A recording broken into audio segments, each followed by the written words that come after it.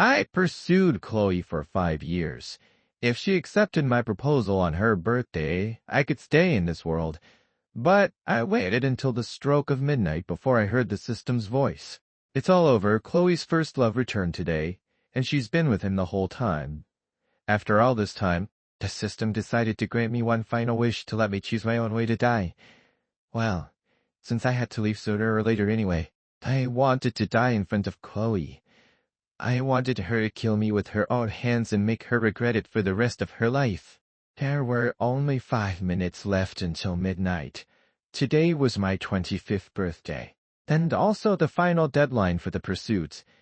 As long as Chloe accepted my proposal today, I could stay. We had clearly agreed. The room was decorated with balloons, a cream cake sat on the table, and even the corners were filled with bouquets of roses.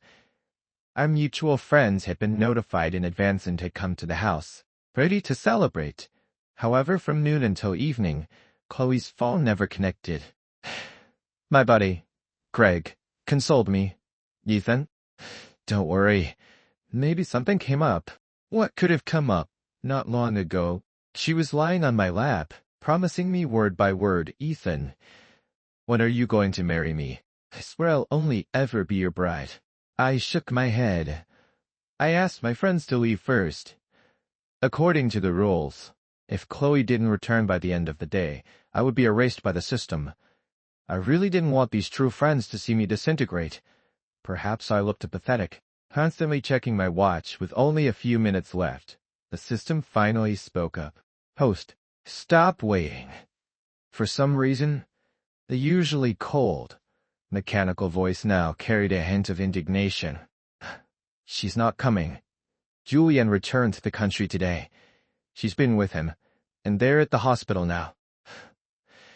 Julian was Chloe's first love. They were childhood sweethearts, having grown up together. It was just that he had a congenital heart defect and had always been frail. He was sent to America by his parents in high school and rarely appeared after that. I rubbed my temples, feeling exhausted. Is his condition cured? No, the system explained. But a new technology has just been successfully developed domestically, so he probably won't go abroad again. See? That's understandable. Since the person she truly loved was back, there was no need to stay entangled with me. Just as the system's voice faded, the 12 o'clock alarm rang. I closed my eyes, waiting for the moment my soul would be stripped away. However, almost a minute passed, nothing happened. I opened my eyes. It was still the familiar room, the messy bouquets, decorations, and lights. Why was I still here? I submitted an application for you. Your time in this world will be extended by 24 hours. At the same time, you can choose your own way to die. It didn't sound particularly interesting, but since I had nothing else to do, I actually started discussing with the system in all seriousness what kind of grand way I should die tomorrow. Our son? Jumping off a building? Drowning? Since that evening, the system's voice had become unusually gentle. It's just leaving the current world, and I'll help you eliminate the pain. I hummed in agreement. I casually opened my phone, scrolling through my social media feed one last time. The latest post was from Chloe's best friend, a photo of a sports car accompanied by 2 short lines. Haven't seen her tearing up downtown like this in ages. The power of a first love is truly something else. Chloe's family was deeply rooted, with businesses spread across the country. She grew up in luxury, wanting for nothing. Her friends were mostly rich kids too, spending money like water, frequenting luxury stores without a second thought, owning plenty of expensive watches and cars for thrills. A few of these debutantes who grew up together even formed a club dedicated to extreme sports like racing, surfing, or skydiving. After Chloe and I got together, she rarely participated in these activities anymore, but occasionally she would still go mountain racing until something happened a few years ago. She crashed into a guardrail, half her body covered in blood, and was hospitalized for half a month. Her grandfather gave her a stern talking to, and she finally quit. She's racing again? I asked the system, somewhat puzzled. Not racing. Julian suddenly had heart pain, so she drove him to the hospital, not only running several red lights, but also speeding excessively. This was downtown. I frowned. If something really happened, it wouldn't just be getting hurt. Others would be involved too. A few minutes passed, and several of our mutual friends started commenting under that social media post. Is she crazy? Oh, didn't she say she was ready to be Ethan's wife? What's with the street racing? Bro, update your info. Julian's back. Chloe's not marrying Ethan anymore. Watch your mouth. Proposal aside, street racing downtown is just wrong. Exactly, it's so dangerous. What if she hits someone? Doesn't Chloe remember her grandfather taking a belt to her? She's already speeding like crazy. That girl needs to learn a lesson. I made a sound of understanding. Let's do it this way, I said to the system. Where is Chloe now? She took Julian to the hospital and is now rushing to get his prescription filled. All right, then. I've decided how I want to leave this world. I twirled the pen in my hand. Instead of her actually hitting someone else in an accident, I'd rather see the look on her face when she realizes she personally pushed me into the abyss for her first love. Chloe wasn't far from me now. The system told me. I didn't react at first. Till later, I figured it out and smiled self-deprecating lie. I was being sentimental. It was just because near this house was the largest herbal medicine chain store in all of Chicago, where many rare or limited medicines could be found. My stum accused to bother me. Chloe would also get up in the middle of the night, throw on a coat, and go downstairs to buy medicine for me. Then she'd force herself to stay awake all night, sitting on a small stool in the kitchen, fanning the decoction as it simmered. She had always been like that. When she cared for someone, she'd cradle them in her palm, constantly thinking about them, worrying they might suffer, even the slightest grievance. It was precisely because of those intimate times that her lack of love now was even more apparent. The system asked if I wanted to go take a look. I nodded. Of course. This was the final farewell. There was only one main road leading to the pharmacy. I put on my coat and went out. After walking a few hundred yards, I reached a T-junction she had to pass. It was evening now, around 8 or 9 in winter. It got dark quickly. It was already a dim night. The street light behind me lit up, casting a faint yellow halo. I stood beneath it, and a few moths happened to fly past my eyes. At that moment, I actually hesitated. Should I go through with this with Chloe? There were only 3 or 4 hours left until midnight. I could use this time to watch a movie, listen to songs I wanted to hear, or go for a walk by the beach and pick up a few shells. Those would all be good, rare final memories of my time in this world. Ethan? It was the system's voice this time. For once, it didn't call me host but my name. I answered and reflexively looked up. A dazzling light in the distance, a silver sports car was speeding towards me. It was Chloe's car. It was too fast. I shielded my eyes. The high beams were practically blinding me. Are you sure? Yes. As I saw a little girl with a backpack just about to cross the road, the light was too blinding. It took a few seconds before I noticed the girl on the road. She had a ponytail and was wearing the uniform of a nearby elementary school. She looked to be in 1st or 2nd grade, short and small, wearing large over-ear headphones. She was holding her phone, texting someone, a smile on her face. She was completely oblivious to her surroundings. Even if Chloe noticed the child at her current speed, braking immediately probably wouldn't be enough. The immense inertia would send the girl flying with horrific consequences.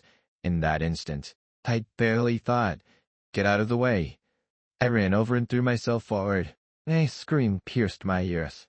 The little girl in the school uniform was probably pushed away by me. She fell, crawled forward a couple of steps, then stumbled back to her feet. Mister, help. Someone's blind. Someone's been hit. The system hadn't lied. It had removed my sense of pain, so the moment the car ran over me, I didn't feel much.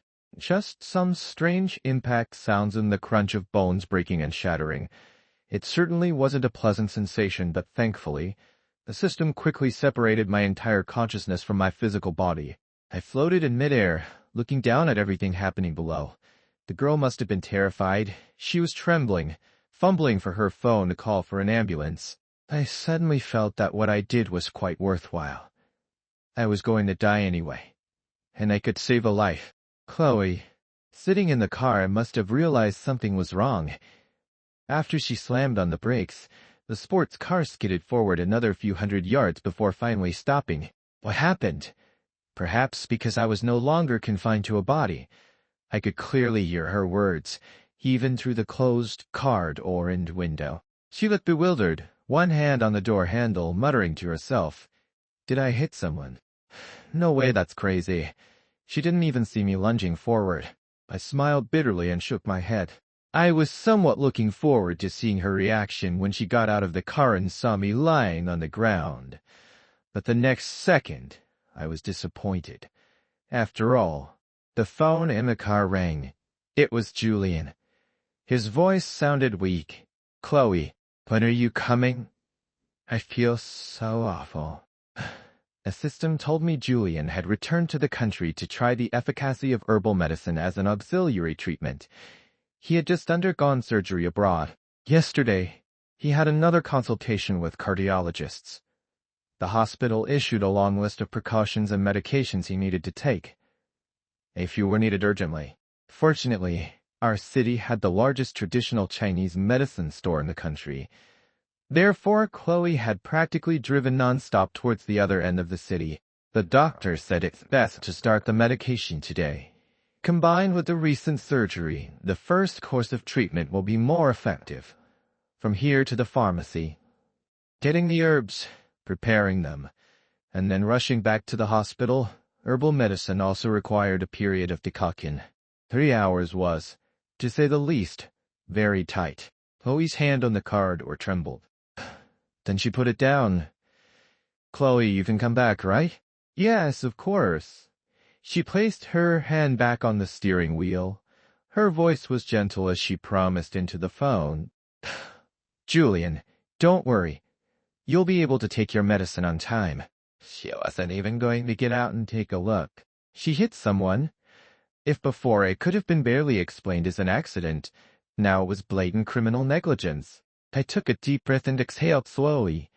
I stared intently at Chloe in the car, wanting to slap her. Yet I could do nothing. I could only watch helplessly as she stepped on the gas and drove away. As if it were all just a dream, I thought I would remain where I was. Unexpectedly, I found myself sitting in the sports car, my consciousness following Chloe as she sped off. Since you're no longer bound by a physical body, isn't it more interesting to see what else she'll do? The system probably sensed my confusion and stated it bluntly. It was the first time I'd heard it stone so direct with a hint of mockery. It was probably quite infuriated. Too, I couldn't help but chuckle. Hey, I sighed. I'm really starting to feel it wasn't worth it. There were still a few hours left in the day, and they just vanished. After a moment, the system replied, the original setting was, if you could have been sent to the hospital within these few hours, there was still hope of saving you. If you woke up, your consciousness might not necessarily have been unable to return. I said nothing. It even took me a while to understand what it meant. I unconsciously turned my head to look back. In the dim night, the body lying in the middle of the road was no longer visible. Did it still have vital signs? I wondered, until Chloe interrupted my thoughts. She picked up her phone again and called someone else. Maya, something happened here. Can you come check it out for me? It's at the T-junction behind Oak Street. I was texting and didn't see the road ahead. I feel like I hit something. It's noisy a few hundred yards back. Sounds like crying. I don't know if I heard it wrong. Come take a look. See if I injured someone. Help me take them to the hospital and compensate them. Call me when it's done. I'd heard the name Maya before. She was supposed to be her distant cousin. Chloe's parents divorced very early, within a few months. Her father remarried, and her stepmother even got pregnant and gave birth to a son. Because of this, Chloe was quite rebellious in her youth, disobedient and troublesome. Most of the friends she made weren't very decent either. Maya was one of them. She didn't even make it to college and started working early. Though not book smart, she had high emotional intelligence and a vast, messy network of connections. Once, Chloe even let her manage a small branch company. For a while I frowned. What? Are they still in contact? I thought Chloe had long since cut ties with Maya. During those months when Maya was the minor head of the branch company, I accidentally discovered that the company's cash flow was very abnormal, seemingly involved in some shady business. After I exposed the matter, she no longer had a place in the company. Back then, Maya detested me. The day she left, she pointed at my nose. Ethan, don't think you're so great just because you're Chloe's boyfriend. She doesn't even like you. She'll kick you to the curb sooner or later. You won't even know how you'll die or who'll collect your body. How ridiculous. At the time, I just thought she was babbling nonsense. Speaking without thinking, I never expected it to become a self-fulfilling prophecy. To think this uneducated delinquent would be the one to deal with my remains. The system consoled me. Host, maybe she could take me to the hospital. I shook my head. I hated myself for misjudging people. She was entangled with her childhood sweetheart. She befriended people with bad characters and improper methods, and I still held a sliver of hope for her. I was truly foolish. Chloe didn't seem to realize the severity of the situation. Or perhaps the little girl's cries had given her the wrong impression, making her think the person she knocked down had gotten up and shouted a bit. So she continued to instruct, take them for a checkup at the hospital if needed. I'll cover all expenses. Call me when it's done. Should I praise you for being a grateful philanthropist? My eyes nearly rolled into the back of my head. I didn't want to listen anymore. I tilted my head, closed my eyes, leaned back, and emptied my mind. In my current state, I could actually fall asleep. But I only slept for a little over 2 hours. Chloe was really efficient. She got the prescription filled and returned to the hospital, handing me items to the attending physician. Is it in time? She asked anxiously. It's not 12 yet. If we prepare it now and he takes it, Julian's condition should improve. Right? What? 12 o'clock, this or that? The doctor shot her a glare. It's not an exam or a race. Why do you have to submit it by a deadline? I just told you to hurry up and see where you could buy the medicine. I didn't say you absolutely had to get it today. He's been sick for so long, is he going to have a problem because he missed 1 day of new medicine? The doctor's tone was like he was talking to an illiterate. I had been yawning in the back. I instantly woke up. I burst out laughing. Yeah, I'd only heard of critical patients in an ICU racing against time. I'd never seen someone buying medicine who had to watch the clock. Chloe had been pampered since childhood and had rarely been reprimanded. After hearing the doctor's words, her face turned somewhat gloomy. Not very pleasant. After a while, she moved towards the inpatient area and gently pushed open the door to a room. Hearing the sound, the man sitting on the hospital bed looked up. He was wearing a blue hospital gown, his skin pale, his face gaunt. Chloe, you're back. I remembered this seemed to be the first time I saw Julian in person. I had actually seen his photos often before, in Chloe's middle school graduation yearbook, among a thick stack of her childhood photo albums, and even in her phone's photo gallery in that folder marked with a pink heart symbol. In the photos, he was a teenager, but the Julian now was much more mature, flipping through a magazine in his hand. He seemingly mentioned, "Did you get the medicine?" "Yeah," Chloe replied faintly, sitting on the chair by the bed. This cold attitude probably made Julian a bit uncomfortable. He reached out, seeming to inadvertently touch Chloe's arm. "What? Tired?" Chloe still didn't speak. Instead, she took out her phone and started browsing. I tilted my head, curious. Wasn't she quite energetic when she was tearing through the streets in her sports car just now? Why play the aloof role now? For a moment, The atmosphere in the room even became a bit awkward, until Julian finished the last page of the magazine. He put the book on the bedside table and picked up the topic again. I'm practically a walking pharmacy now. I can't live without these bottles, jars, granules, and capsules. Chloe finally looked up. Really? She interrupted Julian. But I just saw the doctor. He said your condition has actually been quite stable, and it doesn't really matter when you transfer hospitals or start medication. Julian, you should know, right? I had something very important yesterday. Chloe's tone was unusually low and serious. The night seeped in through the glass window, and the incandescent light on the ceiling cast a somewhat bleak glow. At this moment, half of her body was in shadow, making her seem blurry, her thoughts unreadable. Julian's lips twitched a few times. Why are you suddenly talking about this? He opened his mouth, raising his voice. Oh, I know, your boyfriend is proposing to you. Chloe is getting married, so naturally she doesn't want her childhood big brother anymore. Right? Fine, fine. Even if you're deeply in love with him. A whole day has passed now. Has he contacted you, you psycho? Chloe was the one who stood me up. Not me. I had been waiting for her in the house for a long time, incidentally receiving countless sympathetic glances from friends. What was the point of chasing after her now? But Chloe seemed genuinely taken aback. She lowered her head, her lips pressed into a thin line. Her left hand gripped her phone tightly. Julian continued to ramble on. See? He doesn't value you that much at all. Someone who loves you would have called you long ago to ask. Someone who doesn't love you wouldn't care at all. Maybe he's hoping you won't accept his proposal. Maybe he has better ideas. Perhaps he's already off with some other woman? Living happily ever after.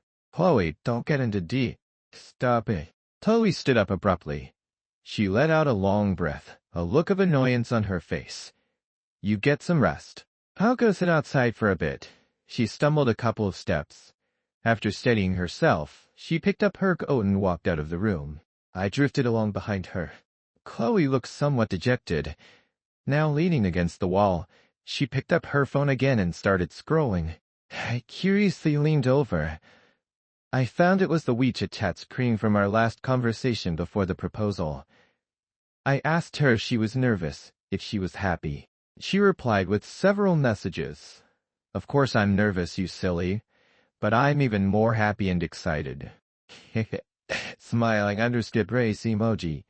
Later we still have to prepare for the wedding. Stop. I love you so much. I can't sleep. I glanced at Chloe. I couldn't help but wonder. Were those words she typed back then sincere? These sentences felt like an intangible, untouchable dream. Chloe's fingers hovered over the chat box. She typed a few words, then deleted them. Back and forth. This went on for a while until she finally typed out a complete sentence. Ethan, are you angry? Why didn't you call me? Crying face emoji. I had something on yesterday. I'll apologize to you later. Okay. I snorted coldly. Apologize. A late apology. Nobody cares. But before that message could be sent, the phone rang. It was my good buddy, Greg, calling. After that absurd proposal ended in nothing yesterday, Greg and I hadn't seen each other. His voice over the phone was urgent and angry. Chloe, where's Ethan now? I can't reach him at all. If anything happens to him, he won't let you off. Chloe frowned. Ethan's missing, she even repeated. But I haven't seen him these past 2 days. You have the nerve to say that. Greg was the main debater for the university's speech team, and even participated in national competitions and TV shows. Now, he was a minor internet celebrity in his field. At this moment, his tone became even more aggressive. You haven't seen him. Shouldn't you and Ethan be sweetly meeting parents or planning a trip somewhere right now? Oh, right. I forgot. You're with your childhood sweetheart, that male homewrecker. How could you remember him? I'm going to puke. Oh. Being scolded like this, Chloe clenched her phone tightly. She took several deep breaths. Her tone wasn't great either. I don't want to argue with you. But Ethan hasn't called me at all. I was going to ask if he was with you. She probably remembered what Julian had said in the hospital room earlier, so she added, if he really valued the proposal ceremony, would he not even question me by now? Chloe, are you out of your freaking mind? Greg usually liked to be sarcastic when he cursed, but this time he was probably so angry that he just unleashed a torrent of vocabulary. Unfortunately, before he could finish, the call was disconnected. I looked at Chloe with some sympathy. How did she become so foolish at such a young age? This must be an early sign of dementia. She sat at a hospital bench, slowly leaning forward. The phone screen was still on her chat interface. Her finger hovered over the dialog box, hesitating for a moment. As if in a fit of pique, she deleted the words she had just typed one by one. I chuckled softly. She thought I was still alive and that I would be sad, upset, even jealous because she was with Julian. Chloe leaned against the wall behind her, draped her coat over herself, and closed her eyes. She was probably really tired and fell asleep quickly. It was already past midnight. Including the extra 24 hours given to me, my time was up. I called out to the system again. By now, I should have completely lost all vital signs, right? What did that Maya do with my body? Can you see from your end? I didn't believe a delinquent like Maya would honestly take me to the hospital, so what happened afterward weighed on my mind like a stone. And the system, true to being a medium from a higher dimension than this world, didn't answer my question directly. Instead, it simply pulled up a scene. In it, everything that happened next could be clearly seen. The little girl I saved probably called her parents. Within a few minutes, her parents arrived. I thought they would wait a bit until the police arrived to handle the situation before leaving, but they just took the child and left. I patiently continued to watch. Next, it was Maya's car. She was driving a rather expensive-looking luxury sedan, which she stopped at the intersection. After getting out, she quickly found me, abandoned me. Chloe, that girl really caused an accident. She seemed to treat it as a trivial matter. She slowly walked a couple of steps, squatted down, picked up my body, and turned it over. For quite a long while, she remained in that position without moving. I even thought the system had frozen. But then I heard her rather unpleasant shouts. Ethan. Damn, it's actually Ethan. Who would believe it? The lover who just days ago swore to be together forever was now in a life-or-death situation because of the other. How is this possible? Did Chloe make a mistake? Wasn't she determined to marry him? Talking about growing old together. Maya was still yelling. She took out her phone, seemingly wanting to make a call to confirm with Chloe again. At this moment, my hand twitched. It flipped upwards slightly, as if hitting her high-heeled shoe. The system's voice quickly interjected. This is just a nerve reflex. Before death. Limb convulsions, caused by brain failure OED. I wasn't really shaken. Maya, however, seemed startled. She leaned back, almost falling. Not dead. Ethan's not dead. She reached out and squeezed my neck. The faint pulse made her breathing heavier, confirming the current situation. For a moment, even I was curious. Faced with a severely injured, unconscious person, what would she do? Would she abandon him? Or would she extend a hand to save his life? Soon, I discovered that for such an immoral person, I couldn't ask for too much. Maya not only didn't take me to the hospital, but her hand on my neck also gradually tightened, harder and harder. The scene was so vivid. It felt as if the air was truly being sucked away from me. I couldn't help but cough twice. I cursed. I just kicked this person out of the company? Does she hate me that much? The system cut off the playback. It sidled along with me. Yes.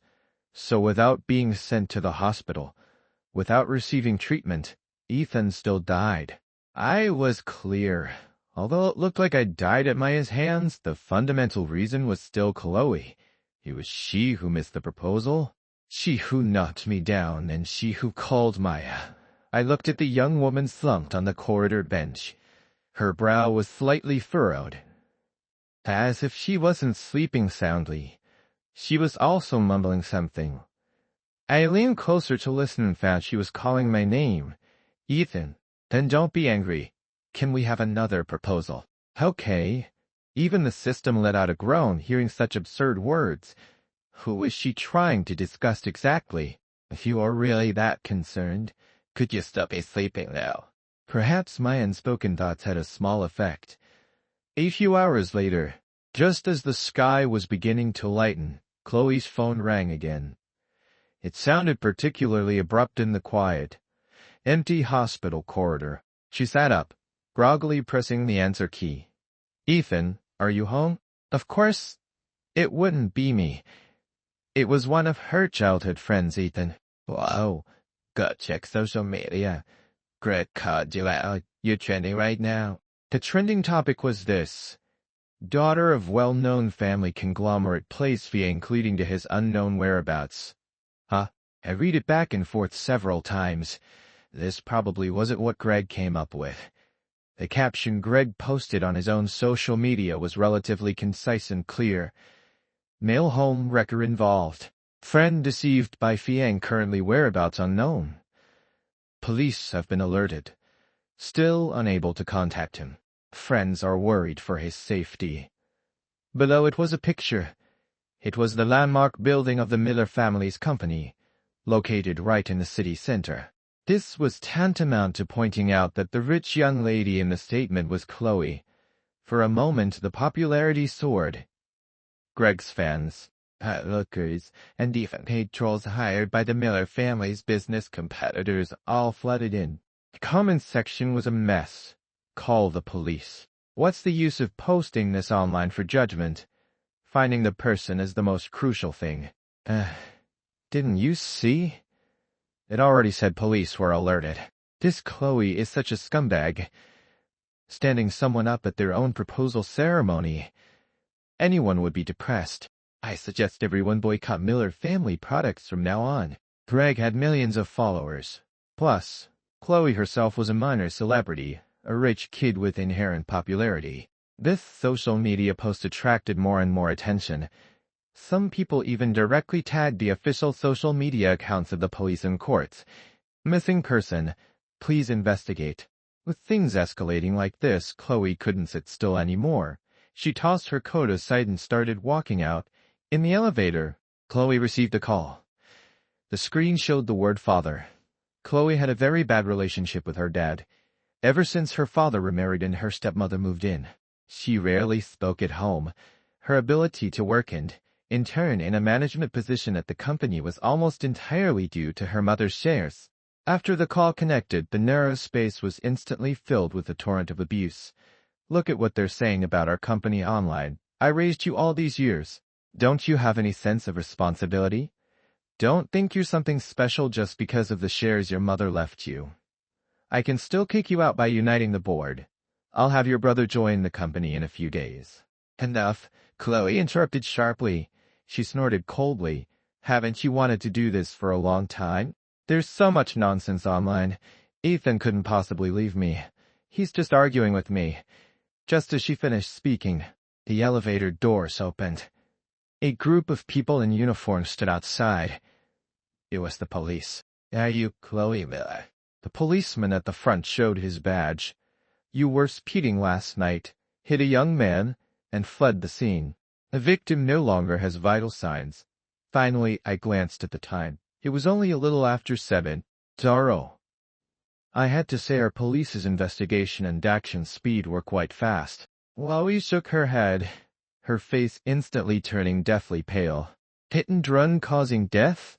I clearly called someone to come help handle it. She took a step forward, trying to feign a tough attitude. That makes you an accomplice. The next moment, the police officer directly cuffed her wrist. Do you have any questions? Good. We also need you to identify the body. Chloe ignored why the police would need her, the perpetrator, to identify the victim's body. She was just angry, indignant.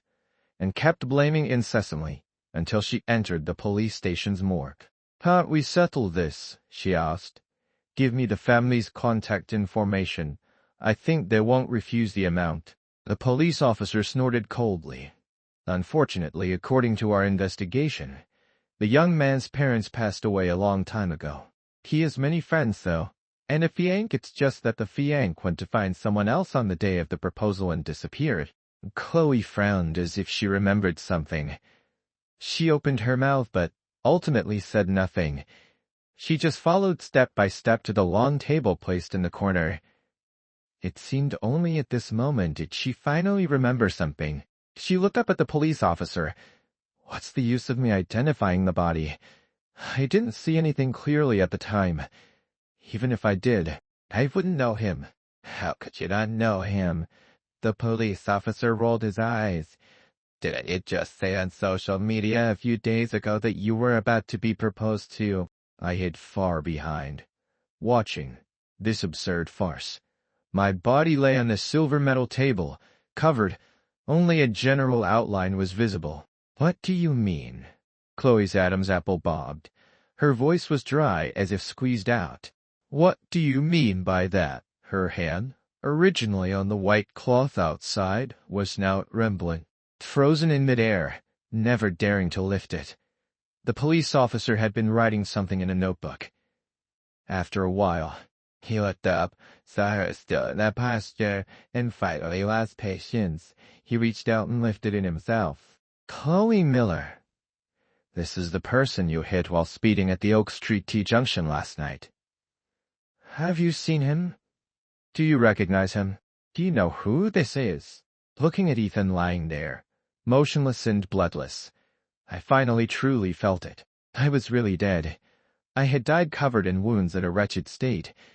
These extra dozens of hours were merely borrowed from the system. I glanced at Chloe. "Impossible!" she cried, covering her face, seemingly unable to bear even a single. "How could it be? How could it be Ethan? Are you trying to say I hit?" "Hit?" Chloe's voice grew smaller and smaller for the last part of the sentence, and she ultimately didn't finish it. "There's surveillance footage at the intersection. The eyewitness has also contacted us.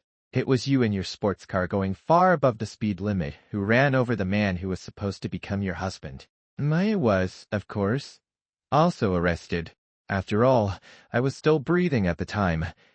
She choked me and then threw me into a patch of wasteland, leaving me there to slowly die." Upon learning this, Chloe stumbled a couple of steps. She seemed to have lost all her strength. She reached out to steady herself on the edge of the table, but slipped. She knelt beside my body. Yes, I could have been saved.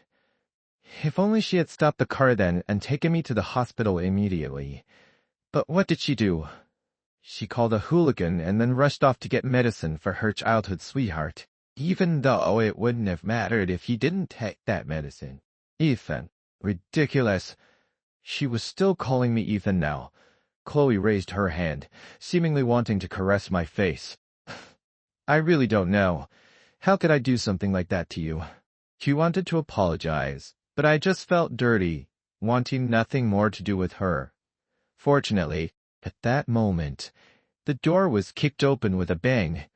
My buddies had arrived. Greg was at the front. He had known me for years, and plus he had just posted that social media message. The police, not surprisingly, had also notified him. "Chloe," he shouted. He rushed over violently, so I caught her hand. "Aren't you disgusting? Can you stop touching him?" Usually, when these two met, there was always a tense atmosphere, either cold faces or arguments. This time, Greg used all his strength, reached out, and slapped her hard until the police restrained him, and Chloe stood there motionless. "You foul, shameless damn murderer. That homewrecker who's just like you. Would he die if he didn't see you? But Ethan died because of you. Do you have any conscience? You should go to hell right now." Towards the end, Greg's voice was choked with sobs. He even tried to ignore the police holding him back, wanting to rush forward and strangle Chloe. Chloe lowered her head. Her voice was low. "Yes, I should pay for his life with mine. Pay with your life. Greg's hand suspended in mid-air slowly lowered. He looked at her fiercely. How can you die so easily? I'll find the best team of lawyers to make you rot in jail for life. Then I'll arrange for absolutely vicious, violent cell mates, just like your bottomless self, to make you suffer for the rest of your life. After the incident, the system and I had another long talk. It asked if I wanted to return to my original world. My feelings about the real world weren't very good. Although I had parents. My father was an alcoholic and a gambler who often resorted to domestic violence, and my mother would only endure it submissively. Once my father owed a large sum of money to some gang leader. He came to our door to collect, wielding a large axe, about to strike my dad. In that instant, my mother knelt down. Don't touch my husband. We don't have money. If worst comes to worst, take our son. I stared blankly at my mother, feeling as if I was seeing this person for the first time. When she tried to pull me, I shook her hand off. I jumped from the 7th floor. I don't remember what my last conscious thought was. It probably hurt a lot. So, to go back again, I really didn't want to. Then the system paused, seeming to search its data. I frowned, thinking for a moment. Can you give me a new identity in this mission world? Apart from Chloe, I'm a bit reluctant to leave my other friends. After much pestering, the system applied to its superiors and really did design a new identity for me. I could stay in the place where Ethan originally lived, since my original major in college was journalism. This time my character's profession was a reporter. On my first day at the newspaper office, a bunch of people were milling around with water cups in front of me. Just when I thought I had nothing to do, the team leader walked up to me. He slapped several newspapers on the table. Newbie, don't you know what news is hottest right now? Go through the materials. We'll be busy in a few days. I picked up the newspaper. The bold black headlines were particularly striking. Chloe Miller faces possible life sentence. Miller family's tax evasion and money laundering involvement. Stock trading halted. Mr. Millard announces eldest daughter in media. Its younger son has always been the heir. I frowned, flipping through them bit by bit. Only then did I learn that Maya hated me so much because the small branch company she managed was responsible for some of Chloe's less-than-clean businesses. In just 6 months, it had made more than 10 times the normal profit. But in the end, I ruined it and got her kicked out. And Julian's situation wasn't good either. The Miller family had always subsidized a large part of his previous treatment costs. Now that Chloe was in prison and the Miller family was struggling to save themselves, I heard his surgery and medication were delayed, and his condition had indeed worsened. Now, it wasn't just the newspapers. The internet was also full of curses against the Miller family. Not only did they want her bankrupt to pay compensation, they also wanted her to pay with her life. Why is this kind of scum still alive? It's just a waste of air. Killed her own fiancé and also evaded taxes? Can't she be punished for multiple crimes? I scrolled through social media for a while, my mind in a whirl. Just then, the team leader walked over and glanced at me. Done with the materials? I hummed in agreement, suddenly thinking of something. I asked, who is the lawyer prosecuting Chloe Miller? Who even thought of that? The team leader rarely smiled. Such public prosecution cases usually have appointed lawyers, but I heard the deceased's close friends found someone. The litigation team is quite formidable. There are even rumors that she'll spend her life in prison. It probably won't be easy. Someone might even try to mess with her in there. It must be Greg. I lowered my head and said no more.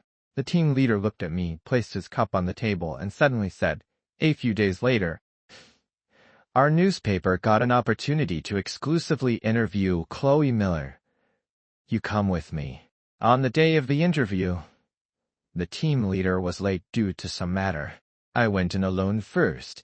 After waiting for a while, the staff brought Chloe out. Looking through the thin bars, she had lost a lot of weight. Her chin was sharp and heavy. Dark circles floated under her eyes. Do I have to be interviewed? Chloe sat down, her voice weary. Are you going to strip away even this right? You have no rights. The person next to her spoke in a cold, icy tone. I opened the interview booklet the team leader had prepared. On it were some questions he had written in advance. Was it premeditated murder? Did you argue with Ethan before that day? What exactly was your relationship like? Chloe kept her head down, not saying a word. She seemed already weary of such interviews and had resolved to respond with silence. The system had given me a new face. I wore glasses, transformed into a serious, stern professional. Chloe couldn't possibly recognize me. So I simply put down the prepared notebook and spoke freely. I know it wasn't premeditated murder. Ethan was trying to save a little girl. On the day the police arrested you, the little girl's family also came. The police hadn't publicly disclosed the matter of the girl. After they left with the child, they first went to the hospital for a full checkup. They called the police again later. There was still no sound from the other side, but Chloe finally looked up. She glanced at me hesitantly, probably thinking I was some reporter with police connections who knew a lot of inside information. Hi. What could have happened? Chloe clasped her hands, looking at me intently. Last question. I picked up my pen. I didn't know how to answer the last question either. Chloe, I can never quite figure you out. But I know Ethan once truly loved you. That night of his solo proposal, after everyone left, he waited for you alone until the very last second of midnight. He would write in his diary about his dreams for a future life with you and many other little things you don't know. Unfortunately, you didn't deserve it. It was you who killed the person who loved you most. I said all this in one breath. I felt there was nothing more to say here. I closed the notebook, about to leave, but heard a clang. Chloe gripped the bars tightly, stood up abruptly, and stared at me without blinking. Her eyes were almost entirely bloodshot. She opened her mouth, her voice hoarse and trembling. Ethan, are you back? Are you back? I smiled and turned. You'd better serve your time well and live every day in repentance.